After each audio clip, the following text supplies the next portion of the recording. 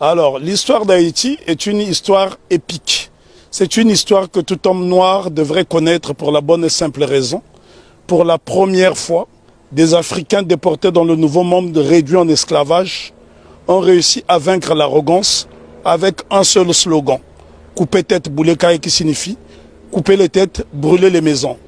Et ce slogan va se concrétiser le 18 novembre 1803 à Vertières, où l'armée africaine de déportation va vaincre l'armée la plus grande du monde, celle de Napoléon Bonaparte, conduite par le général Donatien Vicomte de Rochambeau, qu'on appelle vulgairement Rochambeau, mais en fait c'était Donatien de Vimeur. Et cet homme qui avait eu la prétention d'écraser la mouche se fera expulser manu militari d'Haïti. Donc c'est une histoire qui est belle, c'est une histoire épique que nous devons étudier. Et il est nécessaire de faire des exposés sur Haïti, parce que si les gens étudiaient cette histoire, je pense que les Haïtiens gagneraient en respectabilité. Mais justement, pourquoi nous, Caribéens, nous avons une méconnaissance de l'histoire d'Haïti? C'est tout simplement parce que Haïti a montré le chemin de la dignité et de la liberté, et donc on a voulu faire d'Haïti une vitrine de pauvreté effrayante. Puisque aujourd'hui, lorsqu'on parle d'Haïti, on fait référence à la pauvreté, mais on oublie que Haïti a été la colonie française la plus prospère de la Caraïbe. À elle seule, elle procurait plus des 3/4 de la production sucrière. Ce sont là des choses qu'on doit savoir, d'autant plus que la métropole française considérait Haïti comme la perle des Antilles. Mais comment expliquer que ce bout de terre africaine dans l'océan est devenu subitement une vitrine de pauvreté effrayante? Et là, je pense qu'il est nécessaire d'en parler avec des images à l'appui, parce que c'est à Saint-Domingue, parce que lorsqu'on parle de la révolution haïtienne, c'est une faute. Il s'agit de la révolution de Saint-Domingue, puisque Haïti n'existe qu'à partir du 1er janvier 1804. Donc Haïti n'existe qu'à partir du 1er janvier 1804. Avant, donc, c'était la révolution de Saint-Domingue qui commence dans la nuit du 13 au 14 août 1791, où pour la première fois, des Africains vont créer une coalition dans le Nouveau Monde pour vaincre l'arrogance. Et ce jour-là, les Africains étaient, je parle bien des Africains parce qu'il s'agissait des hommes qui ont été déportés d'Afrique, qui parlaient encore des langues africaines et qui pratiquaient des cultes africains. On pourrait citer notamment Makandal qui a été capturé au Congo. On pourrait citer Biassou qui était également congolais, mais ça a été une coalition. En fait, la cérémonie dite du bois caïman est considérée comme un pré-congrès panafricain. Ce que les gens ne savent pas dans la Caraïbe, d'ailleurs, il y a un problème de connexion, puisqu'il n'y a pas assez de bateaux pour faire cette connexion. Et si je pense qu'il y avait cette possibilité de se rendre dans différentes îles, le mépris des Haïtiens serait tombé à l'eau. Puisque la Guadeloupe a connu une période de liberté entre 1794 et 1802, mais c'est grâce justement aux Haïtiens. Une année auparavant, les Haïtiens se sont affranchis. Parce que souvent on dit qu'on a libéré les esclaves en Haïti. Les Haïtiens n'ont jamais été libérés. Ils se sont affranchis tout seuls avec la machette. Donc voilà pourquoi Non, mais les Haïtiens sont les premiers Africains déportés dans la Caraïbe qui ont brisé les chaînes de l'oppression. Nous devons savoir que Haïti a eu pour vocation de libérer toutes les nations opprimées. Ce qu'on ne dit pas assez souvent, lorsque la Grèce a été dominée par les Ottomans, au milieu du 19e siècle, ce sont les Haïtiens, sous la présidence de Jean-Pierre Boyer, qui ont libéré la Grèce. Et ce sont des choses qui n'apparaissent pas dans les manuels scolaires. Une autre information inédite, c'est grâce à la voix d'Haïti que l'État d'Israël a été créé en 1948. Donc ça, ce sont des choses que les gens doivent savoir. Haïti a été le pays le plus démocratique du monde, puisque toute personne qui arrivait sur le sol haïtien était considérée comme nègre. Donc tous les opprimés de la planète trouvaient refuge en Haïti. Et ce pays est devenu aujourd'hui une vitrine effrayante de la pauvreté. Je suis obligé d'insister sur le mot de vitrine parce qu'il a subi un blocus qu'aucune nation n'avait subi. Imaginez-vous qu'une petite île comme Haïti a été victime du syndicat des empires coloniaux qui était constitué du Danemark, de la France, de l'Espagne, de l'Angleterre, des États-Unis d'Amérique, de la Hollande, de la Suède, parce que toutes ces nations ne voulaient pas voir une nation indépendance nègre. Et souvent on dit de Haïti que ça a été la première république nègre. Non, Haïti n'a jamais été une première république nègre, ça a été un empire africain reconstitué, puisque l'empereur Jean-Jacques Dessalines va se faire couronner empereur Jacques Ier. Donc c'est la noblesse africaine. Attends. Ben, en tout cas, il y a beaucoup de choses à dire sur Haïti. Haïti est un modèle de fierté et de dignité. Ce sont les Haïtiens qui ont montré à la race noire tout entière ce que c'est que la dignité. Pour la bonne et simple raison, c'est en 93 ans après la révolution de Saint-Domingue, celle-ci va inspirer les Éthiopiens qui vont être conseillés par un djinn fils d'Haïti du nom de Benito Sylvain, qui sera élevé au titre de jazz match par l'empereur Ménélique II. Lorsqu'on parle de la bataille d'Adwa, ce qu'on oublie de mentionner, c'est que l'empereur Ménélique II, qui a mis fin à l'impérialisme sur le continent africain, en tout cas c'est lui qui a signé l'acte de décès de l'impérialisme sur le continent africain le 1er mars 1896, 93 ans après la révolution de Saint-Domingue, eh ben, c'est un Haïtien du nom de Benito Sylvain qui le conseille. Donc ce sont des choses à savoir et à intégrer. Je souffre de voir que les Haïtiens sont la risée du monde dans la Caraïbe, alors qu'ils sont ceux qui nous ont montré la voie de la rédemption. Donc respect, big respect à Haïti. En tout cas, je me sens haïtien. Moi aussi. Alors pourquoi justement nous avons, nous tout près comme ça d'Haïti, on a cette méconnaissance de l'histoire? C'est tout simplement parce que on a isolé la Guadeloupe et la Martinique pour ne pas que l'exemple d'Haïti fasse tache d'huile dans la Caraïbe. Voilà la crainte. Parce que Haïti a été une nation prospère. Il faut visiter Haïti pour se rendre compte. Lorsque vous voyez Haïti, Haïti est avant tout le symbole du panafricanisme, puisque le second chef d'État d'Haïti, c'est l'empereur, plutôt le roi Henri Christophe, qui était originaire de Grenade. Donc Haïti a eu pour chef d'État un homme de la Grenade et qui a été l'un des principaux bâtisseurs, qui a créé le Palais de la Monnaie, qui a bâti 15 châteaux, qui a bâti 4 forteresses, notamment la citadelle Henri, qui est le plus grand fort des Amériques. Et ce bâtiment est tellement beau qu'il faut le voir depuis le ciel pour en apprécier, l'ouvrage d'art que c'est. Parce que n'oubliez pas que deux édifices essentiellement ont défié le temps.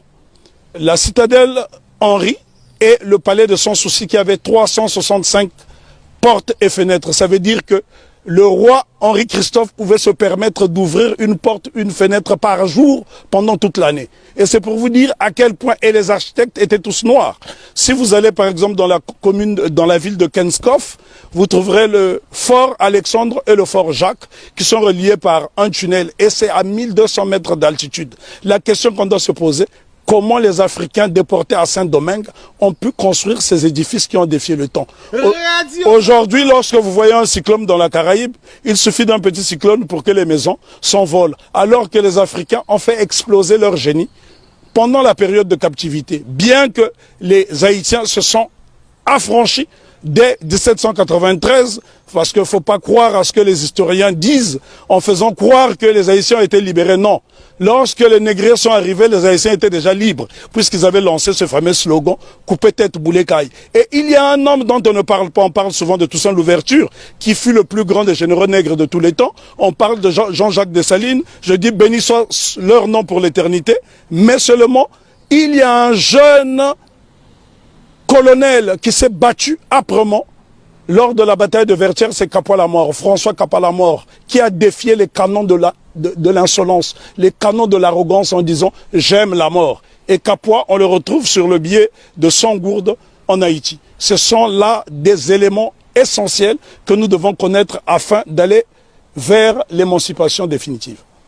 Alors, en résumé, pour parler d'Haïti. On ne peut pas résumer l'histoire d'Haïti, elle est trop belle, elle est trop grande, elle est trop belle. L'histoire d'Haïti, oui, on ne peut pas résumer l'histoire d'Haïti. Haïti, on doit en parler avec passion. Moi, je suis né sur le continent africain, mais je suis né au Congo, mais ce sont les Haïtiens qui m'ont montré le chemin de la liberté, parce que lorsque le Congo, aujourd'hui dit démocratique, accède à l'indépendance le 30 juin 1960, la Belgique tentent de saboter l'indépendance de cette jeune nation. Et ce sont les Haïtiens qui vont venir par souci de panafricanisme aider le Premier ministre Patrice Lumumba qui malheureusement sera assassiné 6 mois plus tard. Ce sont les Haïtiens qui ont brisé le blocus de la France en Guinée. Ce sont les Haïtiens qui ont bloqué le blocus de la Belgique en République démocratique du Congo. Donc nous sommes redevables tous en Haïti.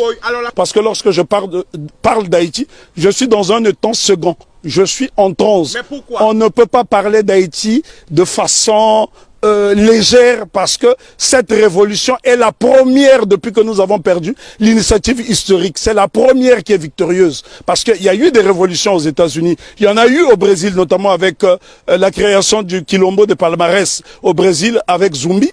Mais sauf que toutes ces révolutions dans la Caraïbe ont été étouffées. Si vous allez par exemple en Antigua, vous avez un village qui s'appelle Liberté, où les Africains se sont affranchis très tôt. Mais toutes ces tentatives de souveraineté n'ont pas été concrétisées. Donc ce sont les Haïtiens qui vont pérenniser. N'oublions pas que Haïti sera envahi pendant 29 ans par les États-Unis d'Amérique pour punir cette nation d'avoir vaincu les Blancs. C'est Haïti qui a libéré l'Amérique latine avec Simon Bolivar. Et encore lorsqu'on dit que c'est Haïti qui a libéré, ce n'est qu'une partie d'Haïti puisqu'à cette époque, Haïti était divisé en deux. Il y avait Haïti du Nord qui était un royaume dirigé par le roi Henri Christophe et il y avait le Sud, la République du Sud d'Haïti qui était dirigée par Alexandre Pétion. Et ce bout de terre d'Haïti du Sud va donc donner des soldats de l'argent à Simon Bolivar pour aller libérer une bonne partie de l'Amérique latine. Si vous observez les drapeaux de l'Équateur, du Venezuela, de la Colombie, vous trouverez des armoiries similaires, même les couleurs, à celles du drapeau d'Haïti. Donc c'est très important pour nous d'étudier Haïti parce que Haïti, c'est le symbole de notre fierté. Et les gens dans la Caraïbe doivent intégrer cette notion. Si les Haïtiens n'avait pas lancé ce slogan coupé tête boulet caille qui a fait trembler le monde entier, ben probablement que l'abolition de l'esclavage aurait eu lieu peut-être plus tardivement. Est-ce que tu peux nous donner des exemples de pays? Parce que là on est en direct. L'exemple que je peux vous donner. Quel pays a été aidé par Haïti? Le Congo, pays dont je suis originaire, la République démocratique du Congo a été aidée par Haïti parce qu'en 80 ans de colonisation belge, les Belges n'ont même pas été fichus de former une dactylographe. Et la première dactylographe qui va dactylographier le discours de Lumumba, c'est Suzanne Peck, qui est la mère de Raoul Peck. Donc Haïti est au cœur de notre émancipation. Haïti a aidé l'Éthiopie, Haïti a aidé la Grèce de se libérer. Là, je vous parle de l'Europe. Haïti a aidé la Guinée. Haïti a toujours été au cœur de notre lutte. L'exemple le plus simple, lorsque vous arrivez à Cuba, sur les bords du Malecón, vous trouverez un grand monument qui est dédié à Antonio Maceo. Très peu de gens connaissent ce héros qu'on appelait à l'époque le Tito de bronze. Lui-même qui est le véritable père de l'indépendance de Cuba. On vous parle souvent de José Marti, mais en vérité le père de l'indépendance de Cuba, celui qui a lancé les hostilités contre les Espagnols, c'est Antonio Maceo. Lui-même a été formé en Haïti. Donc Haïti, si vous allez à Cuba, les Haïtiens sont très respectés. Il y a des localités entières où on trouve des Haïtiens. Il n'y a que dans la Caraïbe francophone où on voit ce mépris. Et pourquoi justement la raison est que Haïti a vaincu le maître. Et quand on a vaincu le maître, les serviteurs finissent par avoir la haine de celui qui a vaincu le maître. Parce qu'on ne peut pas comprendre que les Haïtiens et les Guadeloupéens ont le même patrimoine génétique et que ces mêmes frères et sœurs de cette partie de la Caraïbe puissent avoir du mépris pour les Haïtiens. Les Haïtiens sont ceux-là qui incarnent la noblesse. Lorsqu'on parle de la pyramide, ceux qui sont au sommet de la pyramide, ce sont les Haïtiens et puis les Éthiopiens parce qu'ils ont été des nations invincibles. Imaginez-vous que les Haïtiens ont combattu une armée motorisée rien qu'avec des armes rudimentaires. Au point où Maitland, gouverneur britannique de la Jamaïque, viendra supplier tout sans l'ouverture de lui remettre un bateau. Haïti avait l'une des armées les plus puissantes d'Amérique. Et c'est un Haïtien du nom de Jean-Baptiste Pointe du Sable qui crée la ville de Chicago, qui est l'une des plus grandes villes des États-Unis d'Amérique. Donc Jean-Baptiste Pointe du Sable, un nègre d'Haïti. Et lorsque vous arrivez dans la ville de Chicago, vous trouverez son buste à l'entrée de la ville. Si les Américains reconnaissent les Haïtiens comme étant des précurseurs. Et d'ailleurs, je voudrais ici ajouter une information que la plupart des gens ignorent. Si la Louisiane a été vendue aux États-Unis d'Amérique, ce n'est que la conséquence de la bataille de Vertières. Parce que Napoléon Bonaparte avait peur qu'il y ait une contagion en Louisiane. Voilà pourquoi la Louisiane sera vendue aux États-Unis d'Amérique, ce qui lui permettra de doubler sa superficie. Donc ce sont les Haïtiens qui ont permis aux États-Unis d'Amérique d'avoir une grande superficie. Et on ne remerciera jamais assez Haïti d'incarner cette résistance. Pourquoi Haïti étant détesté? Pourquoi les Haïtiens sont haïs par les siens? Pour la bonne et simple raison que cette nation incarne l'Afrique dans la Caraïbe. Or, lorsque les négriers déportent les Africains ici dans le Nouveau Monde, le but c'est de les désafricaniser. Et Haïti s'affirme et affirme son africanité à travers le vaudou, qui est un culte africain. Ils ont dit bye bye à la Vierge Marie et ils ont célébré les orishas, ils ont célébré toutes sortes de divinités africaines parce que dans le vaudou haïtien, vous trouverez des divinités Congo qui proviennent du Kingunza et bien d'autres cultes. Et donc Haïti, c'est l'incarnation de l'Afrique dans la Caraïbe. Et l'Afrique a été tellement diabolisée que, en tant que fils d'Afrique, je suis obligé de venir dans la Caraïbe justement pour lui faire la toilette. Le 1er janvier 1804, date de la célébration de l'indépendance de Haïti, il y a un événement qu'on devrait associer à cette date.